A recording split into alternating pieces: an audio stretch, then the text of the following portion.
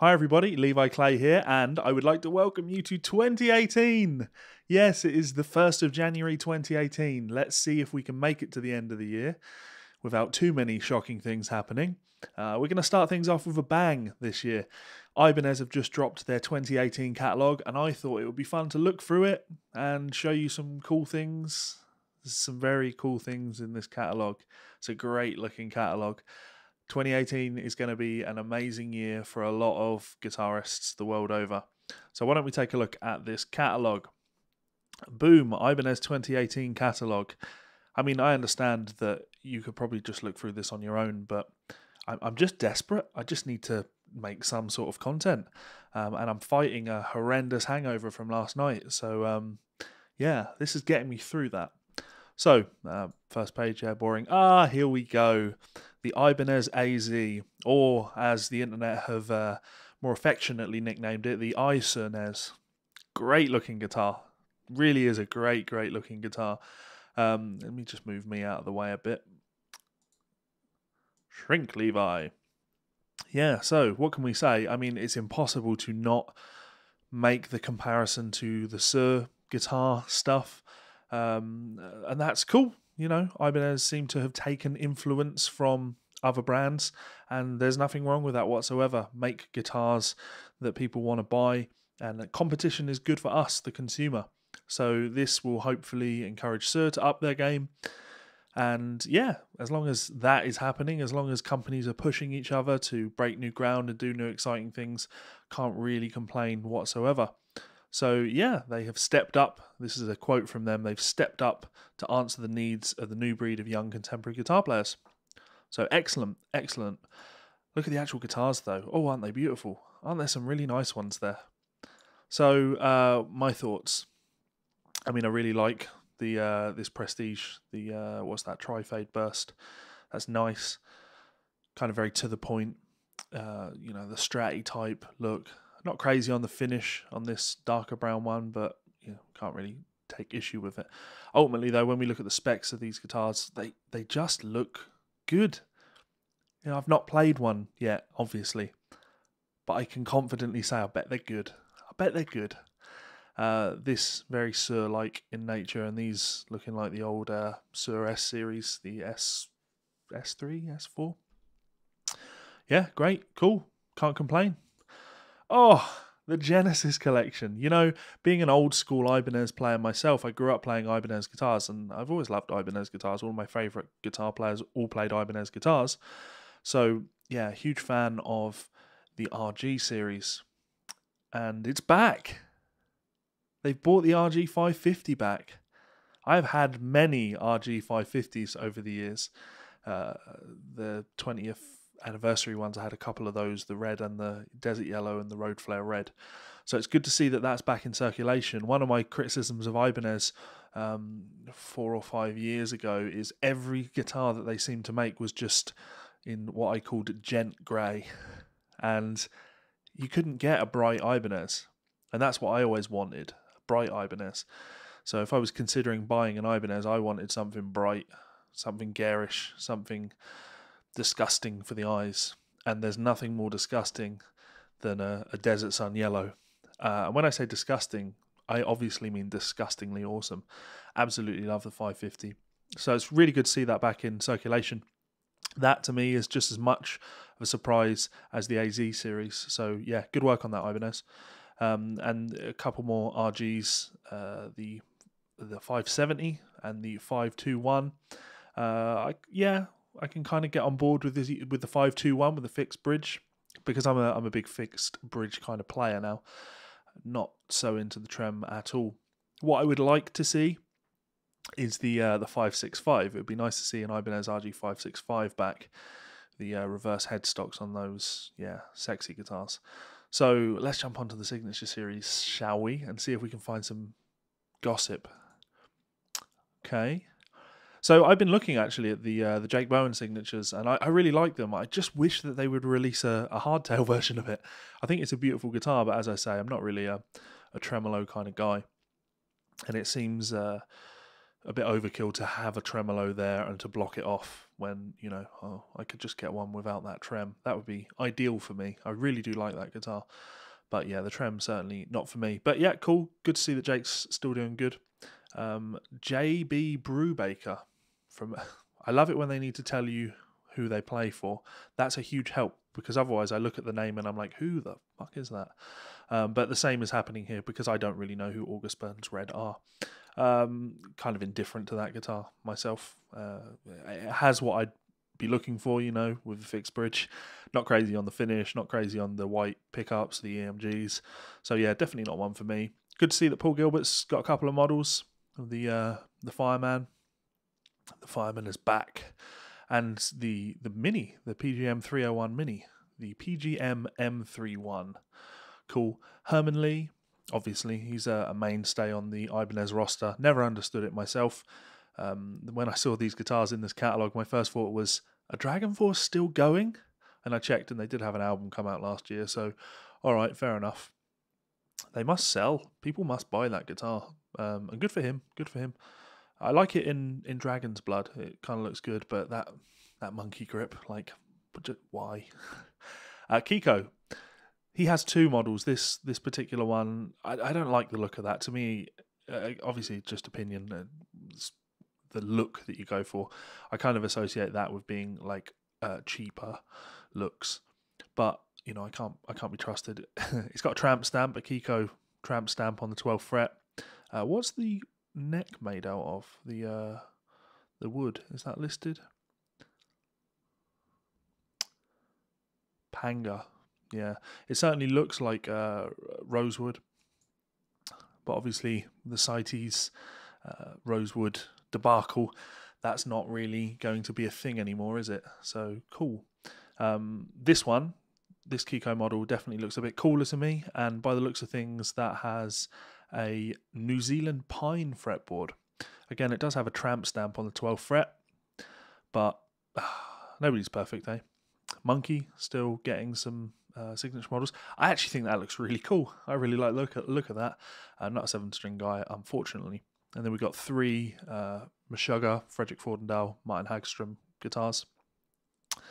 Yeah, I played one of these once, and well, obviously if I'm not a 7-string guy, I'm definitely not an 8-string guy.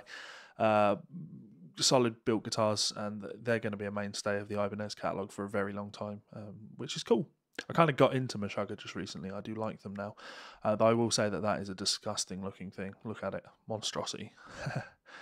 Chris Miller, You Me at 6. I know the band. I'm not familiar with who he is. But I do like I love the Roadcore guitar shape. Very, very cool. Oh, look at this! Oh! The secret is out! Martin Miller. My brother from another mother. Now has a signature Ibanez. That is fantastic. That is beyond fantastic, and it's an AZ model. Let me just move me out of the way so you can see those specs. Made in Japan. How cool is that? Martin Miller. Come a long way from the Petrucci forums. Signature Ibanez, the MM1. And I like the fact that it comes in tab finish. Dude, you got tabs? Yeah, I couldn't be happier for him. That's just incredible. And when you click the next button, oh, there he is in full glory. Good lad. Couldn't happen to a nicer guy. So that's fantastic, and I can't wait to give that guitar a try. I love the finish on it. The finish in this picture in particular, yeah, it looks absolutely stunning. So that's awesome. Really interested to see where the AZ model goes, and who else might be playing these, because obviously this is the first time we're seeing the guitar is called the AZ series. We would expect at NAMM for players to come out and be kind of ambassadors for the model. So we'll probably see a lot of new artists coming out and saying, I play the AZ series. Now, I know a few names that are going to come out on that, and there's some cool stuff coming in regards to that guitar. So yeah, Ibanez have really knocked it out of the park in regards to that, and good choice of Martin Miller. He deserves it. He's a hard-working, talented musician. What else do we have? Noodles. I love the Offspring. I always wanted the NDM1, the one covered in duct tape. But yeah, kind of bog standard stuff. A few Satriani models, 5 Satriani models. Good to see that they're still making the Marco Sfoli signature model. Obviously, those unfamiliar with Marco, he is a phenomenal player. And yeah, it's good to see him getting some of the attention that he deserves. So yeah, go check out Marco if you're unfamiliar. We got Paul Stanley. I'm just having to move me constantly. So a lot of signature guitars. More Paul Stanley guitars. There's 5 of them. Sam Totman from Dragon Force. Move, Levi. Just put me up here. Andy Timmons. Great guitar, that. I've always loved the Andy Timmons signature model. I always wanted one when I was a kid because it was like, that's like a grown-up looking guitar, but not a grown-up guitar. But it is very much a grown-up guitar because it's Andy Timmons, and you know, never has there been someone that is as tasty as Andy Timmons. What a great player. Steve Vai models, of course, it wouldn't be an Ibanez Catalogue without some Steve Vai models. There's 3, 4, 5, 7, 8, 9, 10. 10 Vai models. Yep, good work. Let's move me out of the way again. Wow, that's a lot. So there is a new model, which is the Gem JRSP. Ibanez never great at kind of giving the getting to the meat of what's different about these guitars. To me, I'm just looking at it and going, oh, okay, are these just gems, but available in the 550 style colours, the 80s colours. By the looks of things, yes, they're not premium models, they're not prestige models, they're not made in Japan, so probably affordable, which is cool. And it's nice to see they've got left-handed Vi finally for the left-handed fans out there. The universe, of course. Yeah, not a fan of the S series, so. And we've got new RGs. I mean, already, like I'm looking at this catalog and I'm just like, what a great offering. Let me just move me out of the way. Look at those guitars on the right. They are just, yeah. I mean, I've never been a fan of the Tree of Life inlays. It's just a bit extravagant, a bit over the top, especially when you've got a ridiculous flame body as well. But yeah, definitely a nice looking guitar. Shame about those tremolos though. So yeah, lots of new models, which is good. Constantly pushing boundaries. What does that say? I can't even see what that says. I'm going to have to zoom in because I'm blind. A prestige uppercut. Not entirely sure what that means. But you didn't see any of that, sorry. A prestige uppercut. Some new models. I mean, this was floating around last year, wasn't it? I'm sure that was around last year. But lots more RGs, which is nice. The thing that I've been keeping my eye out for has been something like an Evertune bridge. Something like that would be cool. I'm in the market for a nice Evertune bridge. It's just occurred to me I can actually move me all the way over here, can't I? Sometimes you are an idiot, Levi. Most of the time, you're an idiot. Yeah, so no Evertunes so far, which is a shame. Oh, I like that. That's nice. That's very nice. Fixed bridge, woody look, great. 8-string. Sam Bell obviously played one of those, and I like the finish on that. That's a cool looking guitar. So lots of cool stuff. Yep, Iron Label models, great, good looking guitars. I mean, you can't. If you were to criticize Ibanez for one thing, for anything, and it can hardly be considered a criticism, but they seem to be very good at taking on board what other brands are doing, and offering that at an affordable cost. I look at this, and that screams mayonnaise in terms of the finish. Those types of bursts, they do a lot of those. And when I look at this, that just screams out Misha Mansour's signature Jackson. Nice looking guitar though, very nice looking guitar. Baritone. I've wanted one of those for quite a long time, but then I'm picking up a Telecaster baritone. So yeah, and we've got a 7-string multi-scale, which is great, and an 8-string multi-scale. So lots more low notes coming your way. We didn't address the fact that Tosin Abasi isn't in the signature list anymore. A 9-string fantastic, because that's what we needed. More low notes. Okay, so factory tuning is a low E, so it's only a little bit lower than an 8 string. Oh no, sorry, ignore me. That's the wrong way, isn't it? That's one. The high string is an E, so we've got a low. Wow, a low C sharp. Jesus, that is low. See what people can do with that. The RGA series, great. Yeah, so they're doing these kind of sanded off finishes, and I look at those, and there are other brands that were doing that, and they became relatively popular, and then suddenly Ibanez started doing it, and why not? That's quite a nice looking 7-string. I like that, and that that's a beauty. I like the finish on that blue with a maple neck. It's a stunning guitar. So lots of variety in the catalogue this year, which is excellent. I'm a big fan of the Talman series, probably from being an old Noodles fan with the Offspring. That's a beautiful guitar. Shame that it's a limited model, though. I think, yeah, probably too many knobs on it as well. Why are there so many knobs on it? Fair enough. If that's what you want, Ibanez, then that's what you do. And it just goes on and on. There's so much variety. This is, a world away from what the catalogue looked like 5 years ago. Just excellent. The Road Core guitars, I played a few of those. They're great. The AR's wonderful. Again, I look at the AX and it's like, not for me, but yeah, it's totally going to have some appeal for someone. And then moving into the cheaper stuff, the Geos, there's plenty of those. People often forget the fact that when it comes to jazz guitars, Ibanez are also, serious contenders on that front. A lot of George Benson models. I've always been a fan of the George Benson model. Of course, Pat Metheny. Good to see that Schofield is still in there. And Schofield's got a new model as well, which is interesting because I saw him this year and, he's been playing tellies. He's been playing tellies, which is cool. I like tellies. But, yeah, who knows? Who knows what that means? It's good to see that he is still in here. These contemporary archtop series as well. I'm not going to pretend to be a jazz guitar player anymore. That's not me.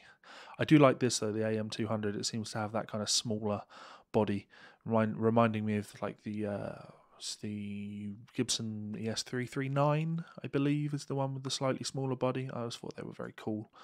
So yeah, I'm not going to talk about bass guitars because I'm not a bass guitar player. I'm not an acoustic guitar player.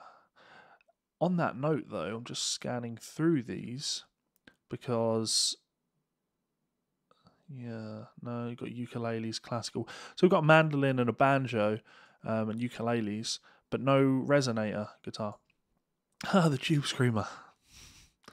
Yeah, with the new tube. So yeah, Ibanez really kind of ramping things up. We've got lots of amps available now. Cool. The thing that did make me giggle is there's an entire page of Tube Screamers. They've got a new Tube Screamer, the new Tube Screamer, with a Korg new tube in it. Who knows what that's going to do? I'm sure it'll be. I mean, to me, this is very confusing. We've got the hand-wired Tube Screamer, the original Tube Screamer, the Tube Screamer, the Turbo Tube Screamer, the bass Tube Screamer, and a Tube Screamer with a boost. I mean, how? I understand that a hand-wired Tube Screamer is hand-wired, but, is that a hand-wired version of the regular Tube Screamer? Is it somehow better than the original Tube Screamer? That's a lot of Tube Screamers. And as we turn the page, oh, look, there's another one. The mini Tube Screamer. Cool. Lots of pedals from Ibanez, which is, yeah, good to see them going into that market. Cables and stuff, cases, straps, picks. Who doesn't love picks? Yeah, and I think that's it. So there we have it. Ibanez's 2018 catalogue. An excellent offering, actually. NAMM is going to be an exciting time this year, and I feel that maybe I should be grading everybody's efforts. Ibanez have brought their A game this year, and yeah, it's going to be very, very difficult for anyone to top that catalogue, in my opinion. But I can't wait to see if someone manages it. So, what do you guys think? What was the most exciting thing in that catalogue for you? For me, I'm biased, but I'm going to have to say the Martin Miller signature model. You know, that's awesome. Super happy for Martin. Well done, my friend. You are living the dream now. Don't forget us little guys while you're living that dream, though. Yeah, so that's my favourite pick, but what do you guys think? What was your favourite guitar in there? Are you considering picking any of them up? Is there anything that you feel is missing from that list? Is there anything you feel that they could have added but haven't? I'm interested to know your thoughts. Drop them in that comments box below. And yeah, that's it. I'm not doing my credits thing because I've not updated it yet. But yeah, if you want to check me out on Patreon, you click this button up here. Subscribe by clicking this button down here. Check out 2 more of my videos here and here. Thank you very much for all of your support, people. I hope this video isn't as boring as I'm starting to feel that it probably is, and that you get something out of it. Much love. See you for another video soon. Bye.